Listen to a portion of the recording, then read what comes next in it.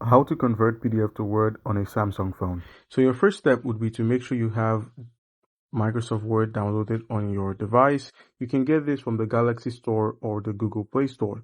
Now, once that is settled, the next step is to simply scroll till you find your file manager, and then just simply open up your files and then click on your documents. Once you've opened up your documents, go ahead and select the document you'd like to convert.